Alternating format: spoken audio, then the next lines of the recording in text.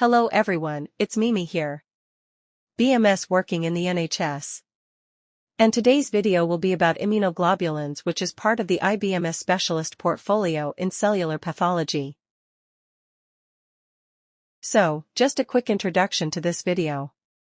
It will be short and sweet, I promise. I will discuss indicative repertoire, knowledge requirements, competence requirements, reflective statement, evidence of achievement, Q&A suggestions, supporting evidence ideas and some helpful tips that can make your portfolio really good. With all that said, I hope you will enjoy the content of my video and I hope you will learn a lot. So let's dive into the subsection. The portfolio offers indicative repertoire for this subsection that includes kappa, lambda, IgG, IgA, IgM, C3c. Knowledge requirement is what it is expected of you to know and understand to demonstrate your knowledge is at the specialist level. Think about what knowledge you had as a Band 5 BMS. How would that differ to the knowledge as a Band 6 BMS? That specialist level of knowledge would allow you to troubleshoot, problem solve, verify, validate, help others and maintain high-quality service. Let's have a look at the first knowledge requirement, which is for you to know role of immunoglobulins in immune and inflammatory responses. What are immunoglobulins? What role do immunoglobulins play in immune and inflammatory responses? Consider immune response antigen neutralization, opsonization, complement system activation, antibody-dependent cell-mediated cytotoxicity, inflammatory response, mast cell and basophil activation, recruitment of inflammatory cells and many other.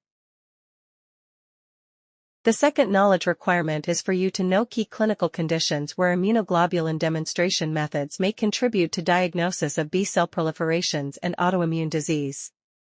How can immunoglobulins contribute to diagnosis of B-cell proliferations and autoimmune diseases? Consider monoclonal gammopathy, detection of M proteins, autoantibodies. What clinical conditions can be detected by using immunoglobulins?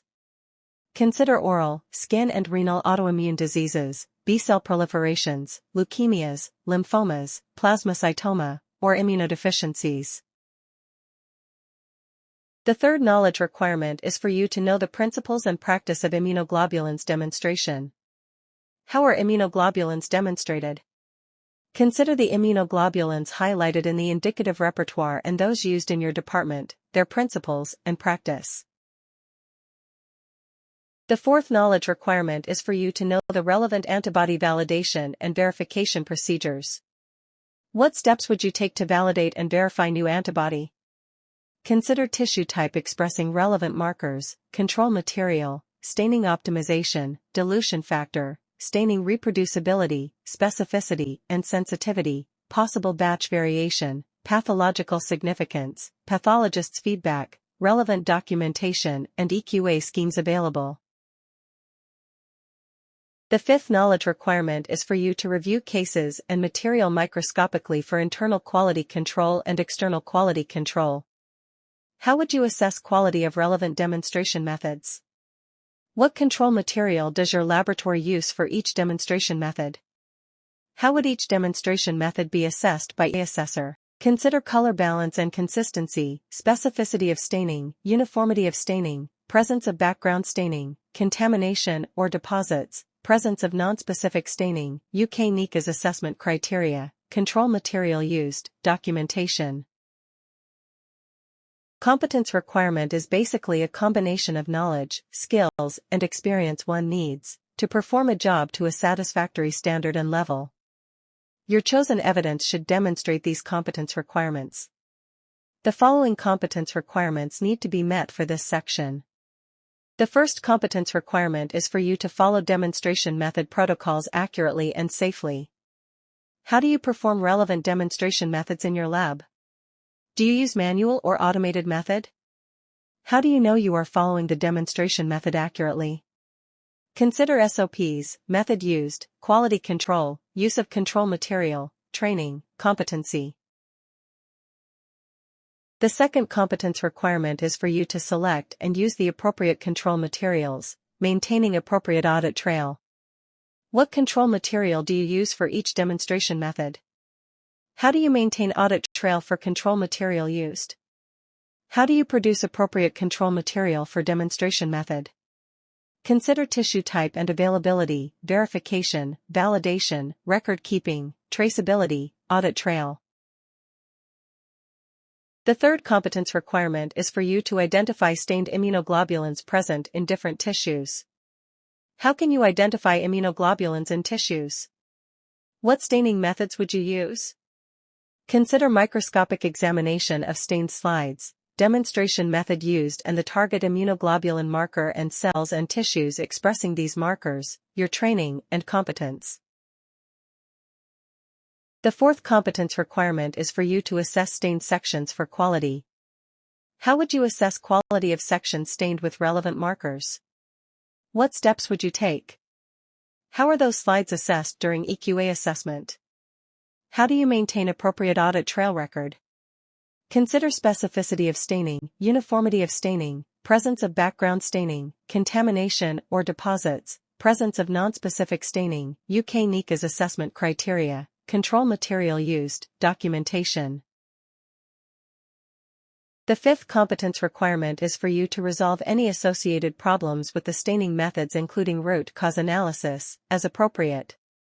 What are the common problems associated with relevant marker demonstration? How would you resolve them? How would you record them? Consider investigation, problem identification, corrective actions to fix the issue, preventive actions to minimize problems from reoccurring. Consider possible problems like poor staining intensity, poor specificity of staining, artifacts like uneven staining, hazy slides, presence of deposits or precipitate on the slide, reagent contamination, effects of fixation, processing and retrieval on quality of IHC staining, nonspecific staining, background, absent staining, cross-reactivity. The sixth competence requirement is for you to dispose of waste reagents safely. How do you dispose safely reagents used during relevant marker demonstration? What disposal risks are associated with those reagents? Consider licensed contractors used by your lab, waste segregation, safety data sheet of reagents that often state disposal ways, risk assessments, local policies, and regulations that are followed, health and safety risks associated with reagents like flammability, corrosivity, environmental toxicity. Each section also contains reflective statement which is asking you, the candidate, to summarize your role in the laboratory in the context with each section. When you complete all the subsections within this section you will be required to write a reflective statement. You also need to write a personal reflection on your training and why you chose your evidence. To prepare for that, write a smaller reflective statement for each subsection. What is your role in context of this subsection within the laboratory? What does your evidence demonstrate? Also write a smaller justification as to why you chose your evidence for this subsection. Also write what was your training like when it comes to this subsection. Writing a smaller reflective statement at the end of each subsection will then make it much easier at the end of the section. Each subsection also has evidence of achievement. This is a part where your training officer signs you off as competent and fit to practice as a BMS at the specialist level. Training officer will confirm that you can work in accordance with local SOPs relevant to this section. They will also confirm that you have answered questions set by them to test knowledge and skills relevant to this section. And they will confirm that your chosen evidence demonstrates your competence relevant to this section. You will need to be signed off as competent by internal assessor for this section. This can be your training officer, senior BMS overseeing this section, or a training lead. Questions should be set by the training officer. They need to be based around the knowledge requirements, relevant for each subsection. They should allow the candidate to demonstrate their understanding in each subsection. The questions should be specific and relevant to the candidate's in-house practice. They should also allow the candidate to demonstrate their specialist knowledge. If you would like to see specific example questions, please have a look at the video for trainers. Link will be included in the video description. These are some ideas for supportive evidence you will have to submit to demonstrate your competence in this area. Some more ideas for supportive evidence to demonstrate your competence in this area. Some more ideas for supportive evidence to demonstrate your competence in this area. I would also like to share with you some helpful tips that can make your portfolio look really good. Try to present the information in various formats such as tables, pictures, photographs, diagrams, flowcharts, graphs, or even videos, if you can. This nicely breaks down a lot of text that is usually present in specialist portfolios. Try to make it a little bit more interesting to the reader, which will be your training officer and eventually the assessor. Try to put yourself in their shoes. How would you like to read hundreds of pages of plain text? There is a saying I really like, and it goes like this: a picture is worth 1,000 words. I will make a video. I will share with you my evidence I used for my portfolio back in the day. Hopefully that will help. Also try to use various types of evidence, not just one type, like case studies for each subsection. You could use experiments, case studies, annotated results, annotated photographs of you performing tasks, evidence of troubleshooting, annotated EQA results, nonconformances, validation and verification as, comparisons of different approaches and their pros and cons, control material production, certificates of course attendance with reflective statements, annotated images or charts, and so on. Try to bring in your personality. Think about the ways you like to learn best. If you like experimenting, perform experiments. Like troubleshooting, perform troubleshooting. Choose something that demonstrates your understanding, knowledge, skills, and how you apply this in your practice.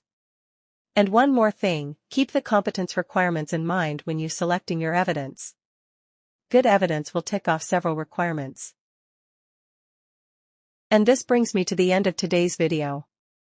Hopefully you now have a better understanding about the knowledge and competence requirement for this section. And I hope you also have a better idea what evidence you can choose to demonstrate your competence. And my final take-home message? Keep those requirements in mind when answering questions and selecting your evidence. Bye for now.